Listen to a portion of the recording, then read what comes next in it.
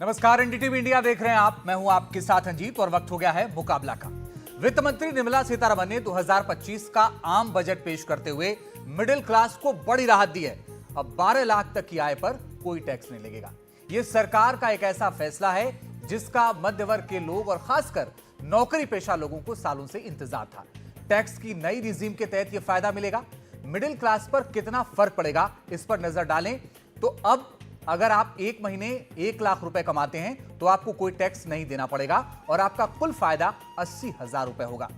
18 लाख रुपए सालाना आमदनी वाले शख्स को टैक्स में 70,000 रुपए की बचत होगी। वित्त मंत्री ने यह भी ऐलान किया है कि अब 4 साल तक अपडेटेड आईटीआर भरा जा सकेगा। इसके अलावा टीडीएस पर टैक्स छूट की सीमा 10 लाख रुपए तक होगी। A taxpayer in the new regime with an income of 12 lakh rupees will get a benefit of 80,000 rupees in tax, which is 100% of tax payable as per the existing rates. A person having income of 18 lakh rupees will get a benefit of 70,000 rupees in tax, that is 30% of tax payable as per existing rates. A person with an income of 25 lakh gets a benefit of 1,10,000 rupees, that is 25% of his tax payable as per existing rates. और इस पूरे budget को लेकर के प्रधानमंत्री नरेंद्र मोदी ने क्या कुछ कहा है वो भी सुनिए। आज भारत की विकास यात्रा का एक महत्वपूर्ण पड़ाव है। ये 140 करोड़ भारतीयों की आकांक्षाओं का बजट है। ये हर भारतीय के सपनों को पूरा करने वाला बजट है। हमने कई सेक्टर्स युवाओं के लिए खोल दिए हैं। सामान्य नागरिक विकसित भारत के मिशन को ड्राइव करने वाला है। यह बजट एक फोर्स मल्टीप्लायर है। यह बजट सेविंग्स को बढ़ाएगा, इन्वेस्टमेंट को बढ़ाएगा, कंजम्पशन को बढ़ाएगा और ग्रोथ को भी तेजी से बढ़ाएगा। मैं वित्त मंत्री निर्मला सीतारमण जी और उनकी पूरी टीम को इस जनता जनार्दन का बजट, पीपल्स का बजट, इसके लिए बहुत बहुत बधाई देता हूं। हमारे editor in chief Sanjay Pugalia बता रहे हैं बजट का चुनाव कनेक्शन। जैसे मैंने एनडीटीवी प्रॉफिट पर कहा कि आरआरआर वाला बजट है, वैसे ऑन जनरल न्यूज साइड और political side of the budget ये बिहार चुनाव का अनाउंसमेंट वाला बजट है और दिल्ली चुनाव के बूथ कैप्चर का बजट है। क्योंकि मध्य वर्ग को राहत और भारत नेशनल कैपिटल होने के कारण, सैलरीड एम्प्लॉयज़ का एक गढ़ होने के कारण, सरकारी एम्प्लॉयज़ का गढ़ होने के कारण एक बहुत ही इंपॉर्टेंट सिग्नल है। तो आपने जो देखा कि आम आदमी पार्टी का जितना भी फ्री बी है उसका आप कैलकुलेशन कर लें, उससे ज़्यादा बेनिफिट आज सिर्फ एक एक्शन से, इनकम टैक्स वाले एक्शन से हर घर को दे दिया गया है दिल्ली के। इसका मतलब इसमें जो पॉलिटिकल सेगमेंट कैटरिंग जिसको बोलते हैं, और किसी भी डेमोक्रेसी में पॉलिटिकल लीडरशिप का काम होता है अपने ऑडियंस को और अपने लोगों के लिए काम करना। तो पूरे बजट में छोटे ज़िले, पिछड़े ज़िले, पिछड़े राज्य, माइनिंग, क्रिटिकल मिनरल से लेके न्यूक्लियर पावर और मखाना बोर्ड, तो ये पूरा बजट जो है आप देखेंगे कि भारत की हर ज़रूरी आबादी जिसकी ज़रूरत ज़्यादा है उस पर ध्यान रख करके इस वक्त के जो कंटेम्प्रेरी रिक्वायरमेंट है उसको एड्रेस करने की कोशिश की गई है। तो ऑफ कोर्स पॉलिटिकल इकोनॉमी तो कोर होता ही है किसी भी बजट का। इस बजट में बिहार के लिए कई योजनाएं हैं, लेकिन बिहार के नेता प्रतिपक्ष तेजस्वी यादव का कहना है कि बिहार के साथ खिलवाड़ और सौतेला व्यवहार किया गया है। जो आज का बजट है, बिहार के साथ कहीं ना कहीं से खिलवाड़ किया जा रहा है, सौतेला व्यवहार किया जा रहा है। और जो पिछले बजट में जो बात आई थी उसी को दोहराने की बात इन लोगों ने किया है। ये बजट मेरा मानना है गांव, ग्रामीण, और गरीब विरोधी। तो तेजस्वी यादव को सुन रहे थे आप। बिहार के परिप्रेक्ष्य में अपनी बात रख रहे थे, लेकिन और भी कई राजनीतिक दल के लोग क्या कुछ कह रहे हैं इस बजट को लेकर, वो भी सुन लीजिए जरा। मैं कहूँगी ये मिडिल क्लास की सबसे बड़ी जीत है। ये 240 वोट पर आने की जीत है, क्योंकि जिस तरीके से पिछले 10 साल से मिडिल क्लास की यही मांग थी कि हम लोग सैलरी कमाते हैं, उससे ज़्यादा खर्चा हमारा टैक्स में चला जाता है, ना सेविंग होती है ना इन्वेस्टमेंट होता है। आज फाइनली उनकी सुनवाई हुई है, तो मैं उसका स्वागत करती हूँ। और वो सवाल आपको दिखाते हैं जिन पर आज हम चर्चा करने वाले हैं कि आखिर इन सवालों को लेकर के क्या विपक्ष और पक्ष के लोग सोचते हैं। निर्मला का बजट भाषण विपक्ष को टेंशन, बम्पर टैक्स छूट ने पलट दिया दिल्ली का दंगल, बजट ने लिख दी बिहार चुनाव की पटकथा, और साथ ही चर्चा बजट से विपक्ष की क्या बोलती बंद हो गई है। और इसी पर बात करने के लिए मेरे साथ जो तमाम खास मेहमान जुड़ रहे हैं उनसे आपका परिचय करवा दें। मेरे साथ प्रकाश जावड़ेकर जी जुड़ रहे हैं, पूर्व मंत्री हैं, भारतीय जनता पार्टी के बहुत ही वरिष्ठ नेता हैं। मेरे साथ मेरे बाईं तरफ हैं सीए प्रदीप भाटी जी, प्रवक्ता हैं समाजवादी पार्टी के, और मेरे दाहिने तरफ हैं विवेक सिंह जी, इकोनॉमिस्ट हैं, एक्स-ओएसडी हैं, वित्त मंत्री निर्मला सीतारमण के, और साथ ही सलमान सोज साहब मेरे साथ जुड़ रहे हैं, कांग्रेस के नेता, अपराजिता सारंगी सांसद बीजेपी से जुड़ेंगे, और अनुराग ढांडा आम आदमी पार्टी जुड़ रहे हैं। आप सभी का बहुत बहुत स्वागत है। पहला सवाल प्रकाश जावड़ेकर जी आपसे, बिहार को इतनी योजनाएं मिलती हुई दिख रही हैं, बहुत सारे विपक्ष के लोग ये कह रहे हैं भाई ये तो चुनावी बजट है, आपने बिहार और दिल्ली को साध लिया, लेकिन तेजस्वी यादव कह रहे हैं सौतेला व्यवहार हुआ बिहार के साथ। दोनों भी गलत है। ये चुनाव का बजट नहीं है, न सौतेला व्यवहार हुआ है। वास्तविकता है कि देश के विकास का ये बजट है, हर वर्ग को न्याय देने का ये बजट है। 2047 में विकसित भारत को प्राप्त करने की दिशा में बढ़ा हुआ एक महत्वपूर्ण कदम है। इसमें युवा, गरीब, महिला, किसान और मिडिल क्लास सभी वर्गों का ख्याल रखा है, और उसमें बहुत महत्वपूर्ण पहल उठाई है। एक हमें समझना चाहिए कि देश के विकास के जो मूल पैमाने हैं कि हमारे यहाँ ईज ऑफ डूइंग बिजनेस देने पर ही विदेशी या दूसरा भी कोई निवेश आएगा। आज हम देख रहे हैं कि देश के निवेशी भी विदेशों में जाकर फैक्ट्री लगा रहे हैं, तो वो बंद होगा कब? जब हम ईज ऑफ डूइंग बिजनेस करेंगे, और ये राज्यों को भी करना है। इसलिए इसके लिए बहुत जोर दिया है। मुझे लगता है ये सबसे बड़ा रिफॉर्म है। दूसरा एक बात हुई है कि जैसे एक विषय किया है कि ह्यूमन कैपिटल पे सबसे ज्यादा जोर है। ह्यूमन कैपिटल माने सक्षम आंगनवाड़ी जो बोला है ना, वो हमारे राष्ट्रीय शिक्षा नीति में अर्ली चाइल्डहुड एजुकेशन, इसके लिए जो किया है, क्योंकि critical thinking abilities, cognitive skills, इसका जो डेवलपमेंट होता है वो 3 और 7 वर्ष के दरमियान होता है। इसलिए उस समय परीक्षाएं नहीं है, लेकिन उनकी इन स्किल्स को डेवलप करने का मुद्दा है, युवाओं के स्किल का मुद्दा है। अटल टिंकरिंग लैब 50,000 तैयार करेंगे, जिससे एआई और ये स्कूल में छुट्टी से लेकर लोग सर आपकी बात मिलेंगे। से, आपने जो पॉइंट आप रख रहे हैं, लेकिन मुझे और लोगों के पास जाना, उससे पहले 1-2 सवाल मैं जल्दी आपसे कर लेता हूं। मेरा सवाल सर ये है कि ये जितनी भी छूट मिल रही है ये नए रिजीम में मिल रहा है, ओल्ड रिजीम के लिए ये नहीं है। ओल्ड रिजीम में जो लोग जा रहे थे वो पैसा बचत कर रहे थे, पीपीएफ में पैसा, एलआईसी में पैसा, एनपीएस में पैसा। तो अगर उनको ओल्ड न्यू रिजीम में इतनी छूट मिल जाएगी तो क्या वो इन्वेस्टमेंट करेंगे? सरकार का ध्यान इस तरफ भी है। बिल्कुल है, और कॉर्पोरेट्स को भी ऐसा ही ये सहूलत जो दी इनकम टैक्स की कॉर्पोरेट्स को, लेकिन वो हमें समझना चाहिए कि अब इन्वेस्टमेंट को प्रो जो एटमॉस्फेयर है, क्यों नहीं इन्वेस्टमेंट हो रही थी, उसको ढूंढकर उनका इलाज इसमें किया है। प्रोडक्टिविटी की बात की है, देश के पोटेंशियल को अनलॉक करने की बात की है। और मैं पर्यावरण का विभाग भी संभालता था, तो मुझे अच्छा लगा कि हर चीज में सस्टेनेबल डेवलपमेंट कहा है, यानी सस्टेनेबल पर्यावरण के नियमों का पालन करके सारा विकास हो। जो पर्यावरण पूरक होगा, ये भी उसमें कहा है। प्रोडक्टिविटी की बात कही है, गवर्नेंस की बात करी है, ट्रांसपेरेंसी की बात की है, एक्सपोर्ट बढ़ाने की बात की है। तो ये जो सारे हैं और 10 साल में जो सफलता मिली है उस पर आगे चलने का ये इरादा इसमें स्पष्ट है। ये मोदी जी के 11वां बजट है और मोदी जी के तीसरे टर्म का पहला बजट है।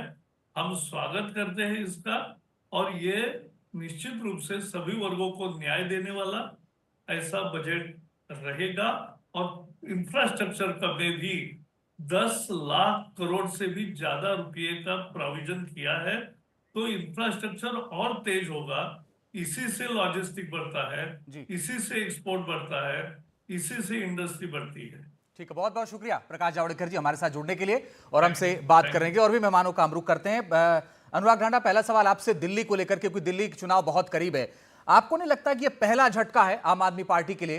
क्योंकि कुछ आंकड़े मैं देख रहा था, उसमें 45% जो दिल्ली में मिडिल क्लास है उसमें से 15% आम आदमी पार्टी के साथ जाता है। तो अगर ये आम आदमी पार्टी के वोटरों को साध रहे हैं या वो 15% को साध रहे हैं तो सबसे बड़ा झटका तो आपके लिए है।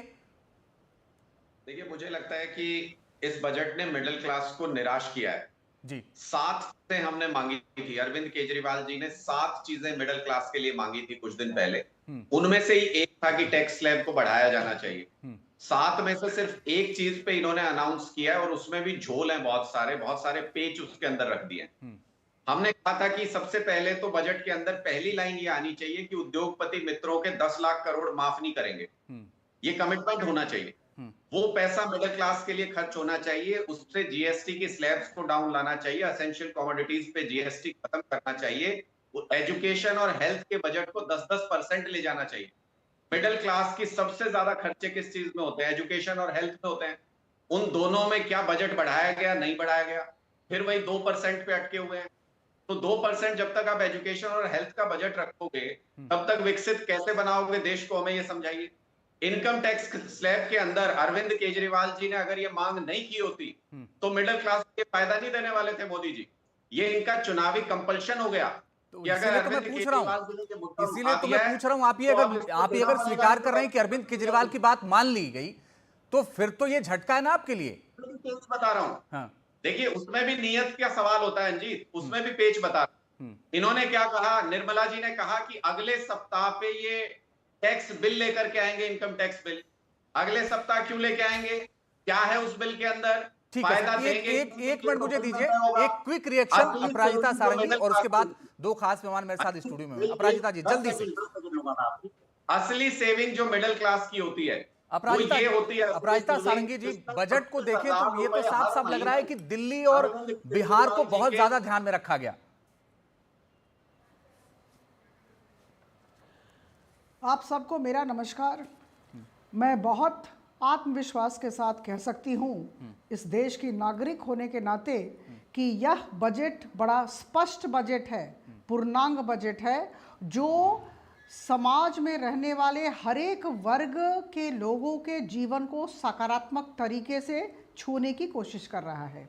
और मुझे लगता है कि पहली बार जो जितने क्रिटिक्स हैं, जितने भी ये जो निंदक हैं, इन्हें शांत कर दिया गया है इस बजट के द्वारा। अब ऐसा है कि आदरणीय प्रधानमंत्री जी के हर पदक्षेप की ये निंदा करेंगे, क्योंकि मुझे लगता है कि to every action of prime minister Modi there is an equal and opposite negative reaction from the opposite parties. So I think ये लोग कहेंगे, लेकिन बात ये है कि 140 करोड़ लोगों ने इस बजट का स्वागत किया है। ठीक है अपराजिता, लेकिन मेरा सवाल आपसे ये नहीं था। मेरा सवाल आपसे ये था कि क्या दिल्ली चुनाव को ध्यान में रखते हुए ये बजट लाया गया? आपने कहा ऐतिहासिक है, वो सब ठीक है, वो राजनीतिक तौर पर आपकी बातें सारी ठीक है। प्रदीप जी धन्यवाद आपका, सभी को नमस्कार। सबसे पहले तो ये समावेश बजट है ही नहीं। अगर हम बात करें, हम सुबह से ये बातचीत चल रही है कि मिडिल क्लास के लिए, सर्विस क्लास के लिए ये कर दिया गया, तो पहले तो वो हम आंकड़े देख लें कि लगभग 3 करोड़ टैक्स पेयर्स हैं जो एक्चुअली में टैक्स दे रहे हैं। बिल्कुल सही है। तो वो टैक्स पेयर्स में से कितने सर्विस क्लास में हैं और मिडिल क्लास के होंगे, वो एक जानना बहुत ज़रूरी है। उसके साथ साथ अगर ये किया भी गया तो टू लिटिल टू लेट वाली बात है, क्योंकि हम तो ये एक्सपेक्ट कर रहे थे कि काफ़ी टाइम पहले हो जाना चाहिए था और 15 लाख के करीब करीब हो जाना चाहिए था। वो उसका उदाहरण उसका मैं एग्जाम्पल के साथ बताता हूँ कि आपने बहुत अच्छी बात कही कि ओल्ड टैक्स रिजीम में तो 3 लाख का एग्जेम्पशन है और करीब 5.5-6 लाख का तो वैसे भी आप डिडक्शंस और एग्जेम्पशंस लेते तो 9-9.5 लाख तो वैसे ही हो जाते हैं आपके। उसमें इन्फ्लेशन लगाइए, इनडायरेक्ट टैक्सेस लगाइए, जिस तरह से फूड इन्फ्लेशन चल रहा है 8-9-10% की स्पीड से, तो आप उन सबको लगा देंगे तो सर्विस क्लास के हाथ में भी कुछ ज़्यादा कुछ आया नहीं। लेकिन उससे भी ज़्यादा बड़ी चीज़ है कि किसानों के लिए क्या हुआ, आप कर्जा देके, चाहे कोई भी क्लास है, क्योंकि मैंने बजट पढ़ा और उससे पहले इकोनॉमिक सर्वे देखा, आप देखिए कहीं पे भी अगर बात करें कि हमने इसका इतना लोन दे दिया, इतना क्रेडिट दे दिया, क्रेडिट बेस्ड इकोनॉमी आप क्यों क्रिएट करना चाह रहे हैं? आपने हमेशा, चाहे वो किसानों के लिए, हमने उनके किसान जो क्रेडिट कार्ड्स हैं उनका लिमिट्स बढ़ा दी। आप ये बताइए एग्रीकल्चर ग्रोथ क्या रही 2023 और 24 में 1.4%। आप इस तरह से देश को 8% की ग्रोथ पे लेके जाएंगे। दूसरा, इस बार 2024-25 में ग्रोथ क्या है? 2% फर्स्ट क्वार्टर में, 3.4% नेक्स्ट क्वार्टर में। आप 1 लाख करोड़ का एग्रीकल्चर मिनिस्ट्री अपना बजट यूज नहीं कर पाती है, वो पिछले 5 साल में। तो उस तरह की आप वो चलेंगे। फिस्कल डेफिसिट आप 2014 में आए, सबसे पहले कहा आपने फिस्कल डेफिसिट हम 3% कर देंगे 16 और 17 तक, लेकिन हुआ क्या? आप आज फिर दोबारा ये फाइट कर रहे हैं कि 4.4 लाएंगे, क्योंकि 4.4 आया नहीं है, अभी आएगा। एफडीआई आप कह रहे थे, नेट एफडीआई इनफ्लो तो नेगेटिव है आपका, तो इंपोर्ट्स आपके बढ़ गए, आप चाइना से डबल इंपोर्ट कर रहे हैं। एक्सपोर्ट्स आपके ऑलरेडी घट चुके हैं, अगर लास्ट क्वार्टर देख लें तो बहुत ही खतरनाक हो रहा है। उसी तरह से अगर और पैरामीटर्स देखें आप, ठीक है, मैं और पैरामीटर्स पे प्रदीप जी आता हूं, लेकिन विवेक जी एक सवाल ये जो प्रदीप जी सवाल उठा रहे हैं, उन्होंने कई सारे सवाल उठाए, लेकिन एक और सवाल है, कैपेक्स का जो पैसा था वो 60% खर्च हुआ, बाकी पैसा खर्च नहीं हो पाया।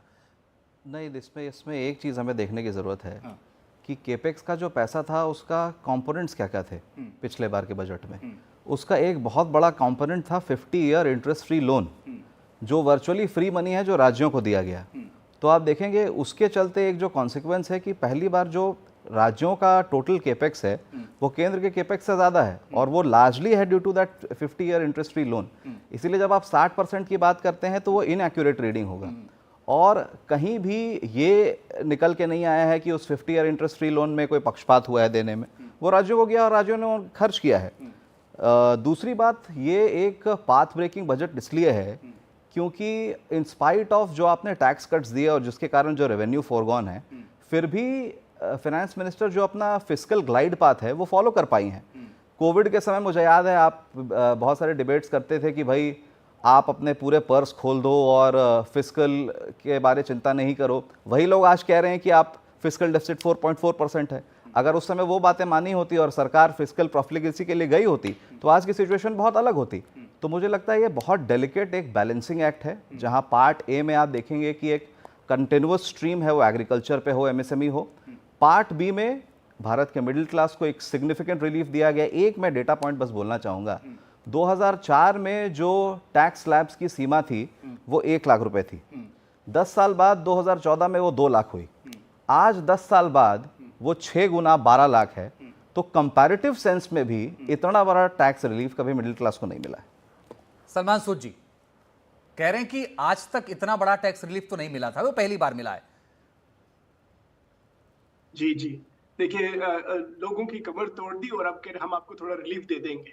तो मैं आपको थोड़ा जरा बताता हूँ, क्योंकि मुझे लगता है कि जो हमारे साथी हैं बीजेपी से, जावड़ेकर साहब, मुझे अफसोस है कि वो यहाँ पे नहीं है, वो थोड़ा बात सुनते हैं। क्योंकि कोई बात नहीं, अब राधिका सारंगी जी हैं, विवेक जी हैं, लोग अपना पक्ष रखेंगे। तो नहीं, मेरे कहने का मतलब है कि मुझे लगता है कि उन्होंने ज्यादा हेडलाइन देखी है, उन्होंने असली डिटेल बजट की शायद पढ़ी नहीं। पहली बात जो हिंदुस्तान के लोगों को ये सोचना चाहिए, ये कैसा बजट है कि हमारा जो टैक्स रेवेन्यू है वो कट हो गया, नॉन टैक्स रेवेन्यू वो कम हुआ, एक्सपेंडिचर को तो कम होना ही था, क्योंकि जब आपके रेवेन्यूज कम हो रहे हैं, यानी कि अगर आपके रेवेन्यूज कम हो रहे हैं, मैं आपको एक बिग पिक्चर बात करूं, अगर आपके टैक्स रेवेन्यूज और नॉन टैक्स रेवेन्यूज कम हो रहे हैं, यानी कि आपकी इकोनॉमी में स्लो डाउन जो है वो अब गवर्नमेंट बिल्कुल रिफ्लेक्ट कर रही है अपने बजट में। ये एक बात। दूसरी बात, आप इनसे ये पूछिए और आपको पूछना चाहिए कि भाई अगर आप इनकम टैक्स पे रिलीफ दे रहे हैं, बहुत अच्छी बात, गुड। ये बताइए कि income tax as a share of overall revenue जो गवर्नमेंट का है वो 19% से 22% कैसे पहुंच गया इस साल में, इस बजट में? कॉर्पोरेशन टैक्स सेम है, लेकिन इनकम टैक्स कलेक्शन जो बजट में दिखा रहे हैं वो 19% से 22% हुआ। कैसे हुआ, क्यों हुआ, उनसे पूछ सकते हैं। क्योंकि अगर लोग खुश हैं कि भाई इनकम टैक्स में रिलीफ है, तो इनकम टैक्स का जो शेयर है ओवरऑल टैक्स में वो तो कम ही होना चाहिए ना, ज्यादा नहीं होना चाहिए।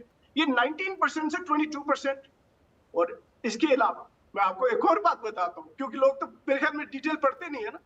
इस बार जो डेट रिपेमेंट है, debt interest plus other things, वो 25.2% ऑफ ओवरऑल एक्सपेंडिचर है।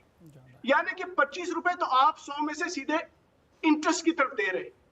इतना जो रेशियो है, ये पिछले आप 10, 15, 20 साल का बजट देखिए, इतना हाई नहीं देखा होगा आपने। ठीक है, ओके? अपराजिता सारंगी जी, जवाब सलमान नहीं, साहब का नहीं, जवाब दीजिए। नहीं, पहले 2 मिनट। हाँ ठीक है, कंप्लीट कर लीजिए सर, जल्दी सर। 3 बातें आप सबके समक्ष रखना चाहूंगी। नहीं, पहले 2 मिनट की बात देखिए, करनी है, क्योंकि आपने तो मेरी 2 मिनट बात सुनिए पहले। आपने इनसे पूछना चाहिए कि भाई आप तो लोगों को रिलीफ देने की बात करते हैं, तो ये बताइए कि आपने जो आपके कट्स हुए ऐसी स्कीम से, इन्होंने कहा ना एजुकेशन की बात इन्होंने की, जावडेकर साहब ने। इनसे पूछे जो आपकी प्रधानमंत्री पोषण शक्ति निर्माण योजना पोषण, वो कट किया आपने strengthening teacher learning and results of state stars जो बड़ो बहुत कहते थे, उसको कट किया। ठीक है सर, अब जवाब ले लीजिए ना, समय कम है सर, मैं माफी के साथ। अपराजिता सारंगी जल्दी से जवाब दीजिए, जो सवाल उन्होंने उठाए, फिर मैं स्टूडियो में भी मेरे खास मेहमान हैं। देखिए, 3 बातें रखना चाहूंगी। हमने सबको सुना, 3 बातें जो काबिले तारीफ है, इसे मानना ही पड़ेगा। एक है कि हमने पहले कहा था कि हम फिस्कल डेफिसिट को 4.5% से कम ले आएंगे। आज कहते हुए बड़ा फक्र हो रहा है कि आज के बजट में कहा गया कि हम आगामी दिनों में फिस्कल डेफिसिट को 4.4% कर देंगे। ये बहुत बड़ी बात है, इस बात को याद रखा जाए। दूसरी बात मैं कह दूं, पहली बार कैपिटल एक्सपेंडिचर 11,21,000 करोड़ का किया गया है, जो जीडीपी का 3.1% है।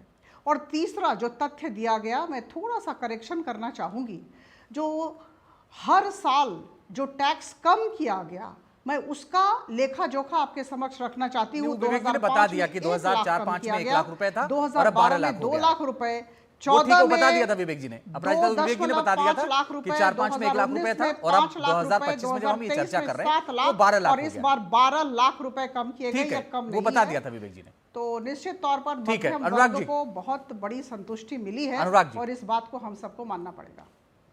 जी, जो हम विवेक जी ने क्योंकि बात की पक्षपात की, तो इसलिए मेरे दिमाग में ये बात आई कि दिल्ली के साथ तो खुलेआम पक्षपात हुआ इस बजट के अंदर।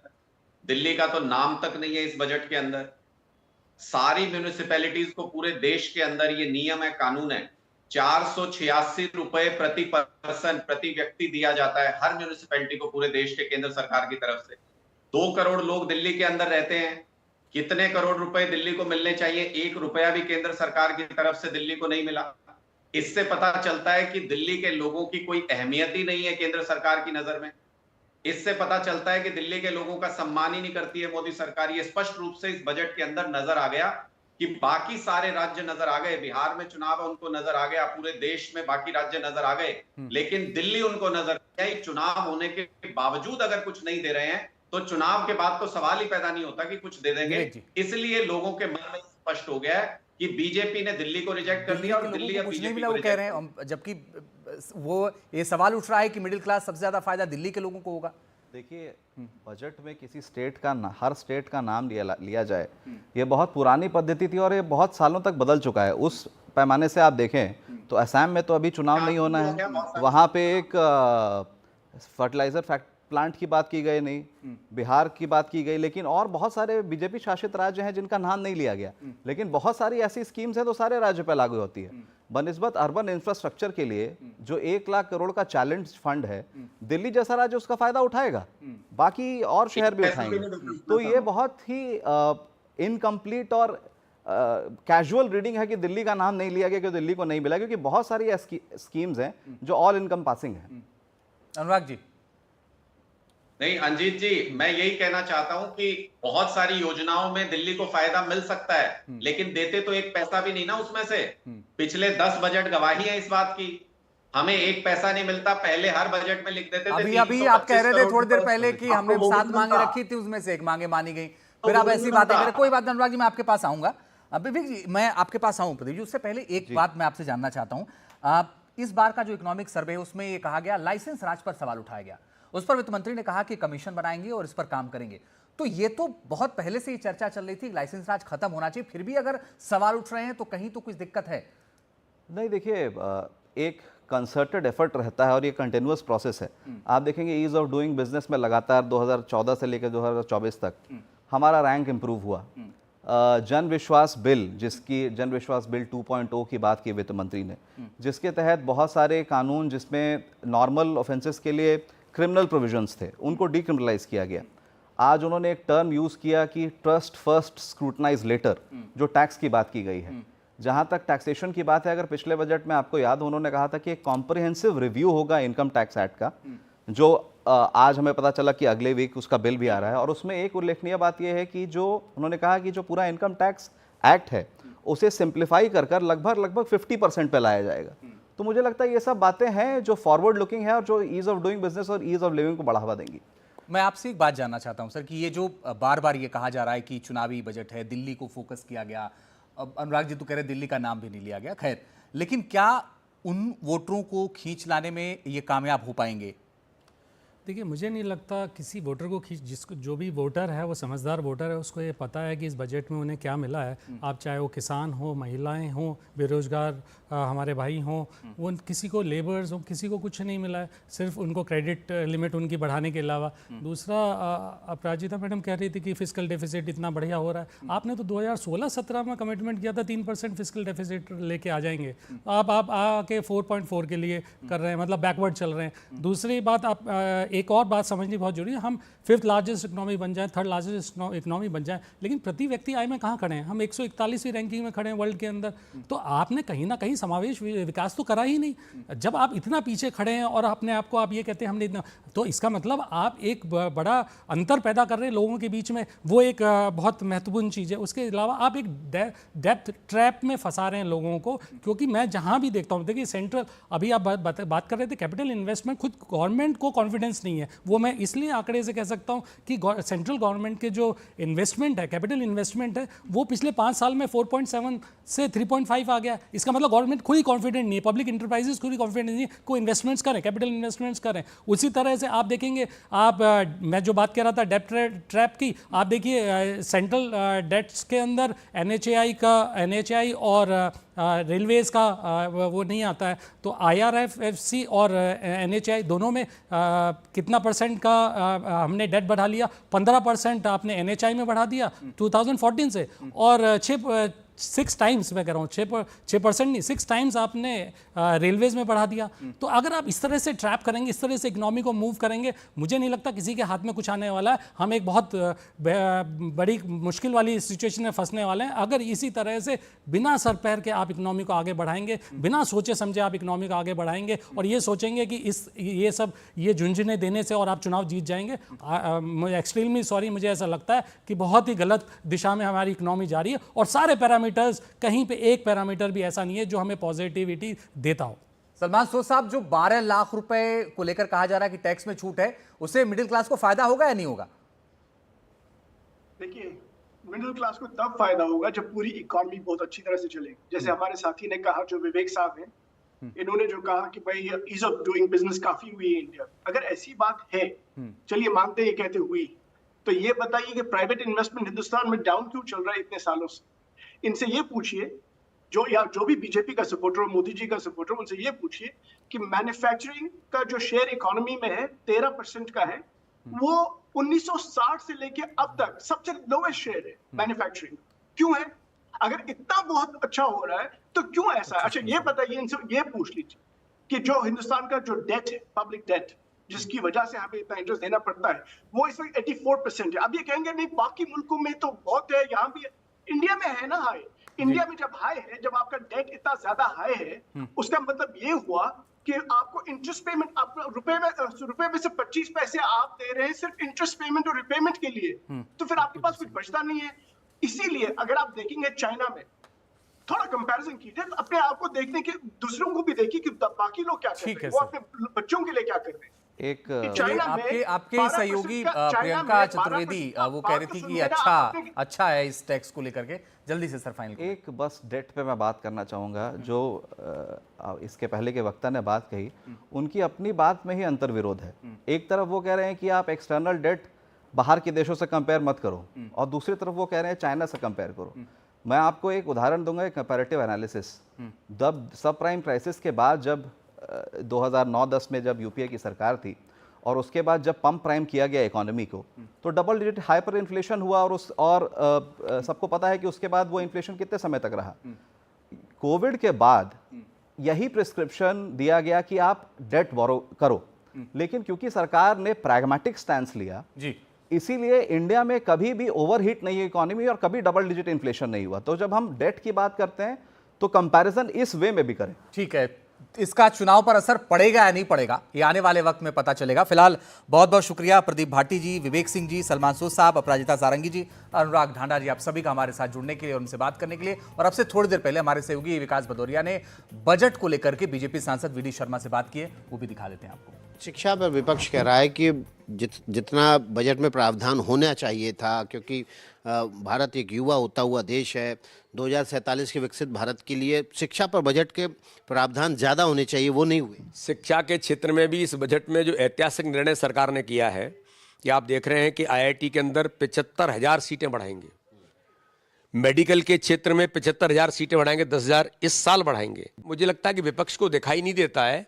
उन्हें तो केवल नकारात्मकता दिखती है। विपक्ष कह रहा है कि किसानों को बहुत उम्मीद थी कि MSP गारंटी कानून की घोषणा हो सकती है इस बजट में, MSP और बढ़ाने की बात हो सकती है इस बजट में, तो किसान को तो भूखा ही रह गया, विपक्ष कह रहा है। नहीं, किसानों को तो कितनी बड़ी सौगात आज माननीय प्रधानमंत्री जी के नेतृत्व में इस बजट के माध्यम से मिली है। और रिसर्च के अंदर भी मखाना बोर्ड से लेकर के और भी कई प्रकार की चीज़ें आज 100 जिलों के अंदर प्रधानमंत्री जी के नेतृत्व में जो प्रावधान इसके माध्यम से जो हम इस बजट के माध्यम से जो किया है, तो मैं ऐसा मानता हूं कि किसानों के क्षेत्र में भी हर प्रकार से इस बजट के माध्यम से सरकार ने किसानों को भी बड़ी सौगातें दी।